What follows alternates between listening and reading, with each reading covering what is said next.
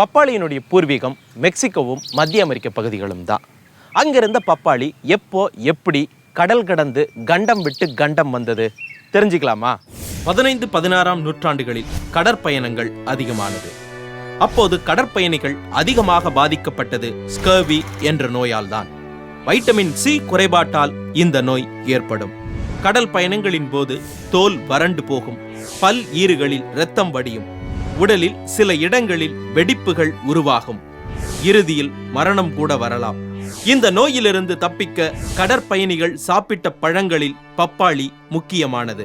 கடல் பயணங்களில் பப்பாளியை எடுத்துக்கொண்டு போகும் பயணிகள் அதன் விதைகளை பத்திரப்படுத்தி வைத்துக் கொண்டார்கள்.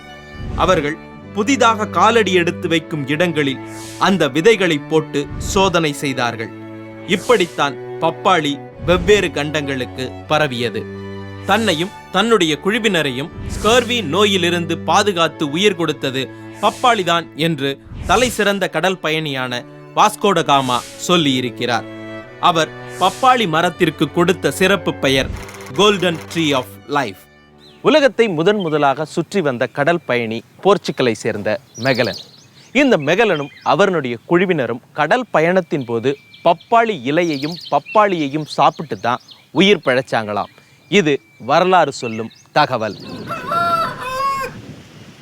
என்னோட இருக்கிறது வேலூர் மாவட்டம் பொன்னம்பலம் கிராமத்தை சேர்ந்த மகாலட்சுமி அவர்கள். வணக்கம்மா. வணக்கம். பப்பாளியை வச்சு என்ன செய்ய போறீங்க? பப்பாளி பொரியல். பப்பாளி பொரியலுக்கு என்னெல்லாம் பொருட்கள் தேவை உங்களுக்கு? வறுத்து பொடி பண்ணது வேர்க்கடலை, எண்ணெய், கடுகு, வரமிளகா, கொத்தமல்லி, சால்ட்டு. பப்பாளி காயை என்ன பண்ணி வச்சிருக்கீங்க? பொடிசாக அரிஞ்சு வேக வச்சுருக்கோம். சால்ட்டு மஞ்சள்தூள் போட்டு வேக வச்சுருக்கோம். ஓகே, அது எவ்வளவு நேரம் வேகணும்? 10 நிமிஷம். அதுக்கப்புறம் தண்ணியை எடுத்துட்டு காயை எடுத்து வச்சுக்கிட்டீங்க. சரி, இப்போ பப்பாளி பொரியல் செஞ்சிடலாமா? செஞ்சிடலாம்.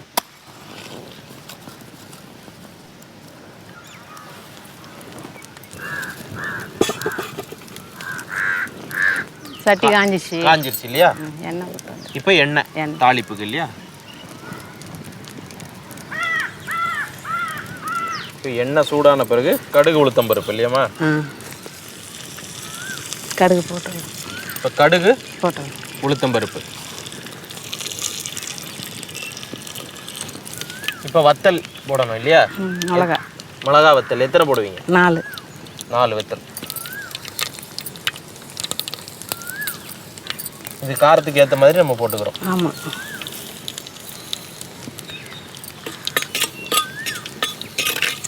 இப்போ நம்ம மிளகா வத்தல் போட்டாச்சு. அடுத்தது பப்பாளி வேக வச்சு எடுத்து வச்சிருக்கக்கூடிய பப்பாளி இல்லையா?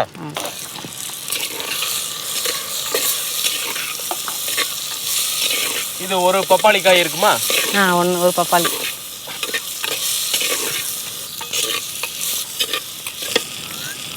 இப்போ நம்ம பப்பாளியும் போட்டு லேசாக வதக்கிட்டோம். இப்போ அடுத்தது வேர்க்கடலை பொடி. இது எவ்வளோ வேர்க்கடலை பொடி போட்டிருக்கீங்க? ஒரு 50 கிராம் அளவு. 50 இருக்கும். ஒரு 50 கிராம். இப்போ நமக்கு உப்பு இல்லையா? கொஞ்சமா. ஏற்கனவே நம்ம வேக வைக்கும் போது லைட்டாக போட்டிருக்கோம். உப்பு போட்டிருக்கோம். இப்போ தேவைக்கு பார்த்துக்கிட்டு கொஞ்சமா உப்பு சேர்த்துக்கலாம் இல்லையா? சேர்த்துரு.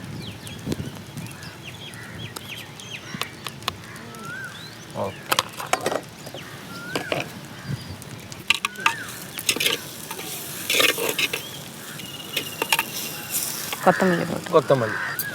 கொத்தமல்லி இலை.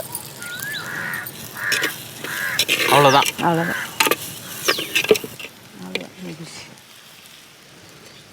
பப்பாளி பொரியல். அந்த பப்பாளியினுடைய சின்ன திதிப்பு, அதோட அந்த வத்தலினுடைய காரம், அந்த வேர்க்கடலை பொடி அதுவும் சேர்ந்து மொத்தத்தில் இந்த பப்பாளி பொரியல் பக்காவாக இருக்குது. ஷூட்டி ஃப்ரூட்டி. நம்ம கேக் வாங்கி சாப்பிட்றோன்னு வச்சுக்கோங்க. அதில் சாப்பிடும்போது நடுவில் கடிபடக்கூடிய சின்ன சின்ன கலர் துண்டுகளாக இருக்குமே, அதற்கு பெயர் தான் டூட்டி ஃப்ரூட்டி. இது பேக்கரி தொழில்களில் கேக் பிஸ்கட்டுகளுடைய சேர்மான பொருளாகவும் ஐஸ்கிரீமில் முக்கியமான சேர்மான பொருளாகவும் பயன்படுத்தப்படுது. இந்தியாவில் இந்த டூட்டி ஃப்ரூட்டி தயாரிப்பில் அதிகமாக பப்பாளிக்காய் தான் பயன்படுத்தப்படுதான். பப்பாளியில அதிக அளவு பெக்டின் அப்படிங்கக்கூடிய பொருள் இருப்பதனால இது ஜாம் மற்றும் ஜெல்லி தயாரிப்பிலையும் அதிகமாக உபயோகப்படுத்தப்படுது.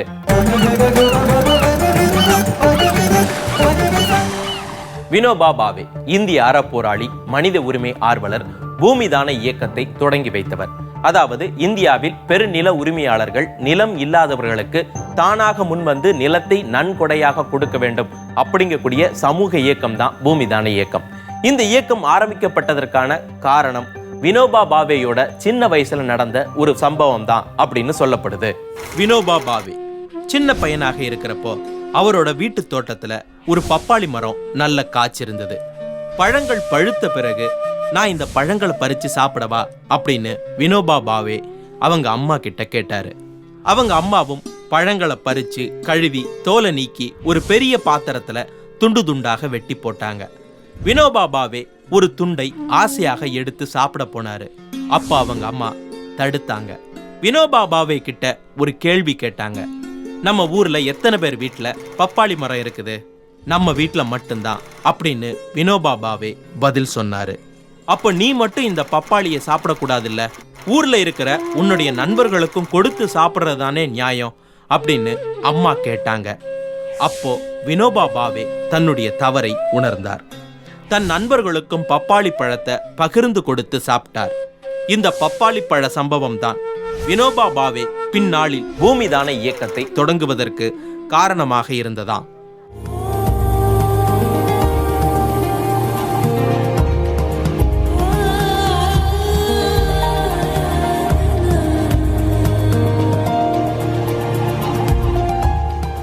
என்னோட இருக்கிறது காரைக்குடி ரெஸ்டாரண்ட்னுடைய செஃப் மிஸ்டர் மோகன். வணக்கம். வணக்கம் சார்.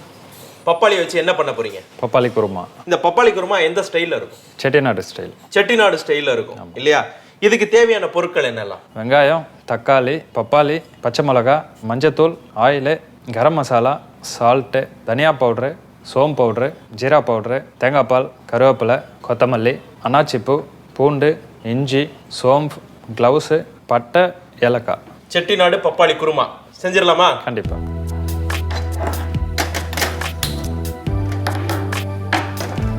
எண்ணெய்.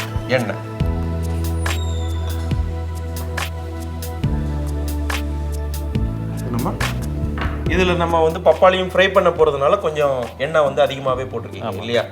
சரி, நமக்கு எண்ணெய் சூடாயிருச்சு இல்லையா? முதல்ல பட்டை,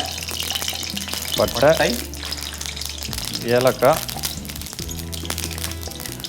கிராம்பு, அன்னாச்சிப்பூ. ஓகே. சோம்பு. அப்புறம் கொஞ்சமா சோம்பு.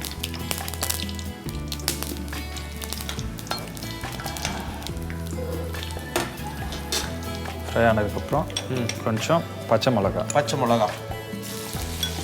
நம்ம வந்து காரத்துக்கு ஏற்ற மாதிரி காரத்துக்கு போட்டுக்கலாம்.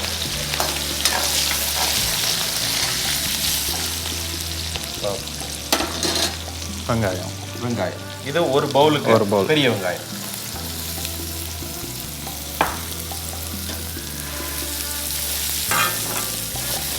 நல்ல பொரிஞ்சு வரணும் இல்லையா? ஆமாம்.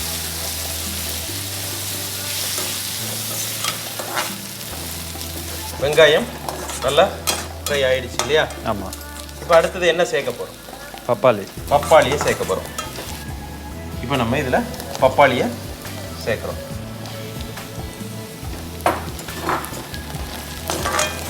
இதுவும் நல்லா ஆயிலில் ஃப்ரை ஆகணும் இல்லையா? ஆமாம். குருமால அந்த பீஸ் தெரியறதுக்காக நம்ம பப்பாளியும் பெருசாவே வெட்டி வச்சுக்கலாம்.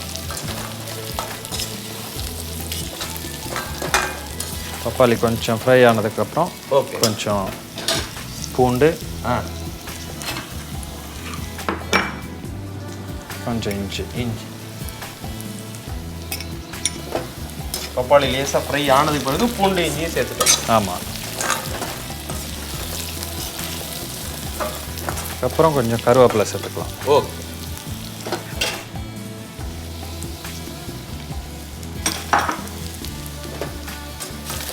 பப்பாளி இந்த எண்ணெயிலேயே தான் நம்மளுக்கு நல்லா வெந்து வரணும். ஆமாம்.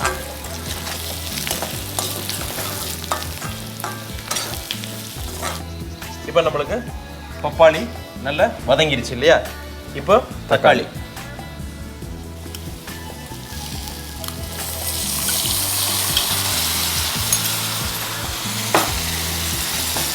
நல்லா ஒரு பவுல் அளவுக்கு சின்னதாக வெட்டினது. ஆமாம்.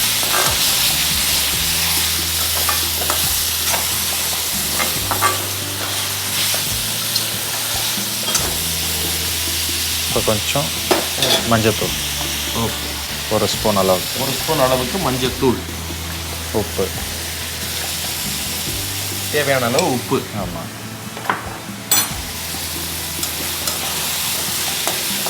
மஞ்சப்பொடி கூட சேர்ந்து தக்காளியும் ஒடிஞ்சிரும். ஓகே, தக்காளியும் நல்லா குழஞ்சிடுச்சுன்னா அதுக்கப்புறம் மற்ற மசாலாவை போட்டுக்கலாம்.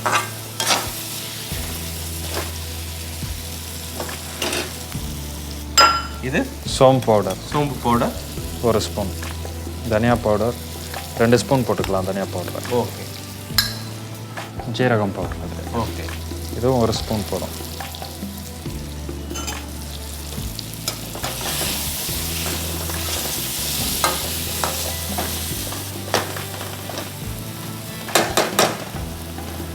தேங்காய் பால், இது வந்து முதல் தேங்காய் பாலா ரெண்டாவது தேங்காய் பாலா? இது ஃபஸ்ட்டு தேங்காய் பால். இது எவ்வளவு தேங்காயில் எடுத்தது? 1 தேங்காய் திருவிட்டா போதும். ஒரு தேங்காயில் எடுத்த முதல் தேங்காய் பாலை நம்ம அதில் சேர்த்துடுறோம். ஸோ அதுக்கப்புறம் கொஞ்சம் தண்ணி ஊற்றிக்கலாம். நம்ம கிரேவி கன்சிஸ்டன்சி எவ்வளோ வேணுமோ அதுக்கு தண்ணி ஆமாம் சேர்த்துக்க போகிறோம் இல்லையா?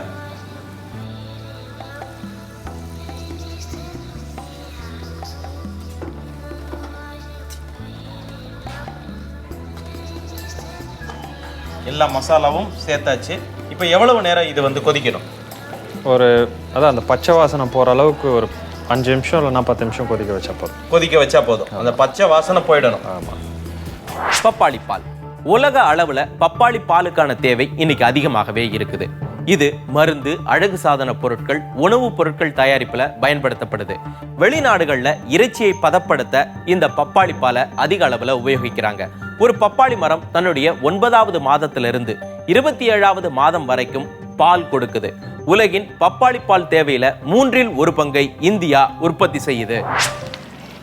நம்மளுக்கு செட்டிநாடு பப்பாளி குருமா ரெடி ஆயிடுச்சு. ரெடி. இப்போ கொத்தமல்லி மேலே தூக்கிடலாம் இல்லையா? ஆமாம்.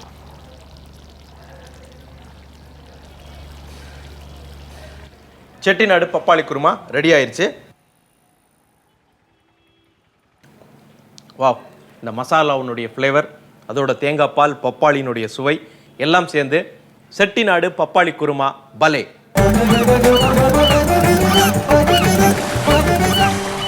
பப்பாளி ஸ்பானியர்கள் மூலமாக தென்கிழக்கு ஆசிய நாடுகளான பிலிப்பைன்ஸ், மலேசியா இங்கெல்லாம் பரவியது.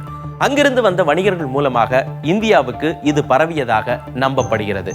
வான் லின்சோட்டான் இவர் 16ஆம் நூற்றாண்டின் இறுதி பகுதியில் இந்தியாவுக்கு வந்த டச்சு வியாபாரி. இவர் வரலாற்றாளரும் கூட. அப்போதைய ஆசியாவில் நடந்த வணிகம் பற்றிய பல முக்கியமான குறிப்புகளை இவர் பதிவு செய்திருக்கிறார். அதில் பப்பயோஸ் என்ற வார்த்தையால் பப்பாளி பற்றியும் இவர் குறிப்பிட்டிருக்கிறார். கரிபியன் தீவு மக்கள் பப்பாளிக்கு வைத்திருந்த பழமையான பெயர் அபபாய். இதைத்தான் 16ஆம் நூற்றாண்டில் ஸ்பானியர்களும் போர்த்துகீசியர்களும் பப்பாயா என்று குறிப்பிடத் தொடங்கினார்கள். அதுவே பழைய ஆங்கிலத்தில் பாவ் பாவ் என்றும் பப்பிட்டா என்றும் குறிப்பிடப்பட்டது. ஆப்பிரிக்க மக்கள் பப்பாளியை பப்பாவ் என்று அழைக்கிறார்கள். இந்தியில் பப்பிட்டா என்று அழைக்கப்படுகிறது. தமிழில் பப்பாளி என்று பொதுவாக அழைக்கப்படுகிறது.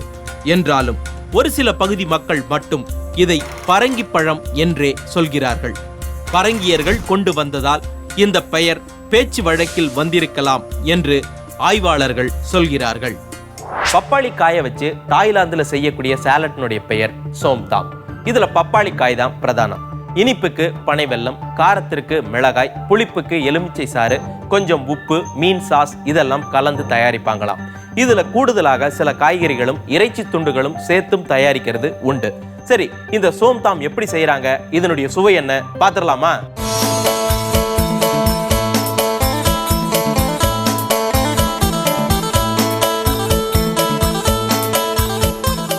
நான் இப்போ இருக்கிறது பெஞ்சராங் தாய்லாந்து ரெஸ்டாரண்ட்டில் இருக்கேன். என்னோட இருக்கிறது பிராண்ட் செஃப் ராம்குமார் அவர்கள். வணக்கம் சார்.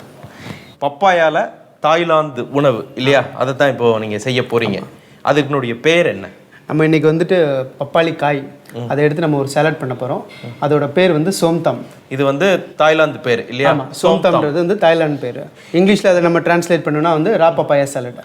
இப்போ இந்த ரா பப்பாயா சாலட் பண்ணுறதுக்கு தேவையானது என்னெல்லாம்? பப்பாளி காய், கேரட், லாங் பீன்ஸ் அதாவது காராமணி, பூண்டு, மிளகாய் பழம், செரி டொமேட்டோ, சால்ட்டு, வெள்ளைப்பாகு, லைம் ஜூஸ், வறுத்த வேர்க்கடலை. நம்ம இப்போ செஞ்சிடலாமா? கண்டிப்பாக. ஓகே, பண்ணு.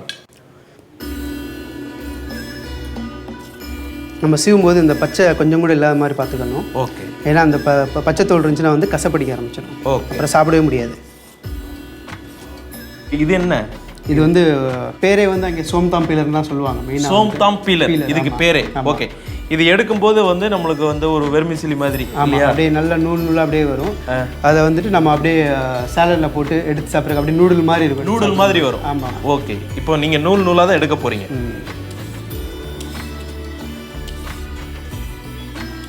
சப்போஸ் ஒரு சில நேரம் வந்து பப்பாளி வந்து உள்ள லைட்டாக பழுத்திருந்தா அந்த அளவுக்கு நம்ம யூஸ் பண்ணால் போதும். ஓகே. அதே மாதிரி கேரட் நூலாக எடுத்துக்கிறோம் இல்லையா? கேரட் வந்து சும்மா லைட்டாக போட்டால் போதும். ஓகே. கொஞ்சம் அந்த ஸ்வீட்னஸ்க்கு ப்ளஸ் வந்து அந்த கலர் ஆட் பண்ணோம். ஓகே. பப்பாளியையும் கேரட்டையும் நல்லா பீல் பண்ணி வச்சுட்டோம்.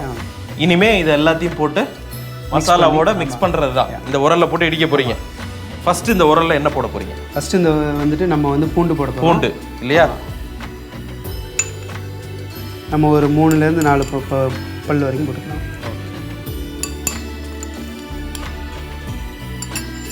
மிளகா பழம். ஃபர்ஸ்ட் இது ரெண்டையும் தான் இடிக்க போறீங்க. இது ரெண்டையும் இடிக்க போறோம். ஓகே.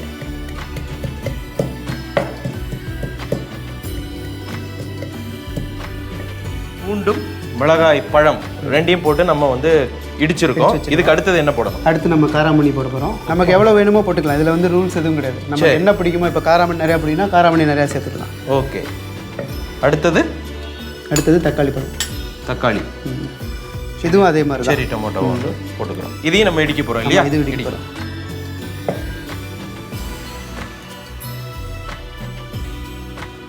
உடச்சு விட்டா போதும்.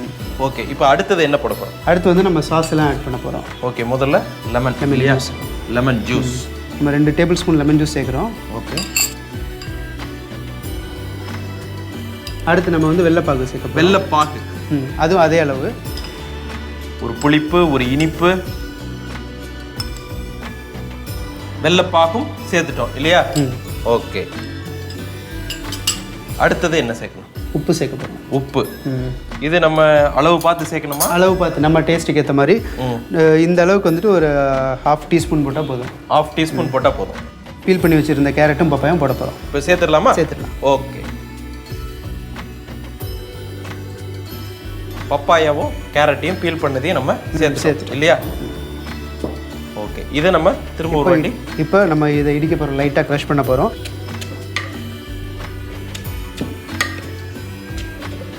எல்லாம் ஒன்னோட ஒன்று மிக்ஸ் ஆகிடணும்.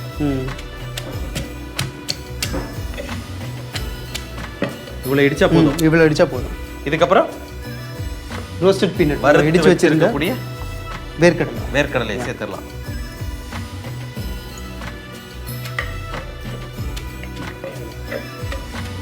நம்மளுக்கு சோம்தாம் ரெடி ஆயிடுச்சு. அவ்வளோதான் இல்லையா? அவ்வளோதான்.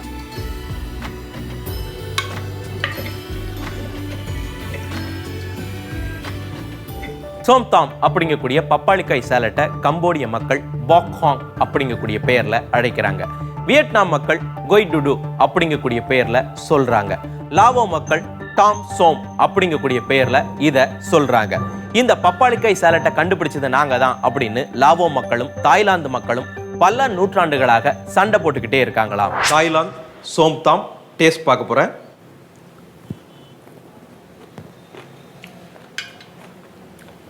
வா. ஒரு இனிப்பு, ஒரு புளிப்பு, ஒரு துவர்ப்பு, ஒரு காரம், எல்லாம் அப்படி ஒரு மிக்ஸ்டு ஃப்ளேவர். அதோட வந்து அந்த வேர்க்கடலை அதுவும் கடிபடுது. மொத்தத்தில் சோம்தாம் கலக்கல். ஒருத்தருக்கு உடம்பு சரியில்லாமல் போய் ஆன்டிபயாட்டிக் மருந்துகளால் சிகிச்சை எடுத்துக்கிறாரு. இந்த சிகிச்சை முடிந்த பிறகு அந்த நபர் பப்பாளியை நிறையவே சாப்பிடலாமா? ஏன்னா குடல் தசைகளில் அழிக்கப்பட்டிருக்கக்கூடிய நல்ல பாக்டீரியாக்களை மீண்டும் உற்பத்தி செய்து இயற்கையான நோய் எதிர்ப்பு சக்தியை தூண்ட பப்பாளி உதவுதான். அப்புறம் என்ன, பப்பாளியை அள்ளி உள்ளதல்லுங்க. மீண்டும் மற்றொரு நிகழ்ச்சியில் வேறொரு சுவையான உணவோடும் வரலாறோடும் உங்களை சந்திக்கின்றேன். பாய்.